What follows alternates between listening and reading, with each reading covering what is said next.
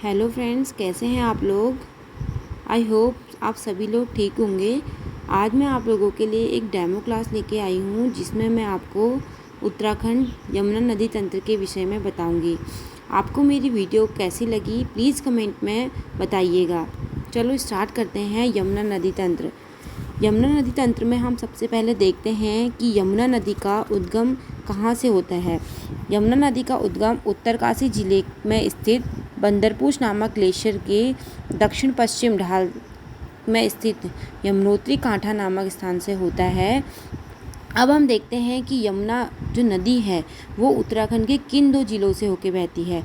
इसमें हम देखेंगे कि उत्तरकाशी और देहरादून जिलों में होकर यमुना नदी बहती है तथा अंत में हिमाचल और देहरादून का बॉर्डर बनाते हुए राज्य से बाहर हो जाती है और इलाहाबाद में जाने के पश्चात गंगा में इसका संगम हो जाता है।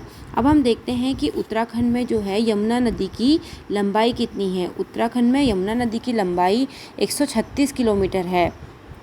अब हम देखते हैं कि यमुना नदी की जो प्रमुख सहायक नदी है वह कौन सी है।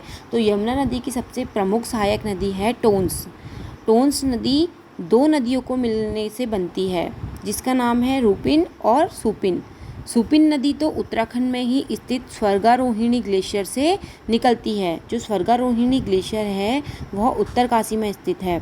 स्वर्गारोहिणी ग्लेशियर से निकलती है सुपिन नदी तथा रूपिन नदी हिमाचल प्रदेश में स्थित डोडरा क्वार से निकलती है। अब हम इसे इस तरह भी याद कर सकते हैं, हौ से हिमाचल प्रदेश और रौ से रूपिन नदी। तो हर से भी हम इसको याद कर सकते हैं, हौ से हिमाचल प्रदेश और रौ से रूपिन नदी। तो रूपिन और सुपिन नदी का संगम नैजवाड़ा नामक स्थान पे होता है जो कि उत्तरकाशी में स्थित है। उसके पश्चात यह टोंस नदी के नाम से जानी जाती है तथा देहरादून में डाक पत्थर और कालसी नामक स्थान पर यमुना नदी में इसका संगम हो जाता है। इसी प्रकार यह आगे बढ़ते हुए रामपुर मंडी में इसमें आसन नदी आकर मिलती है।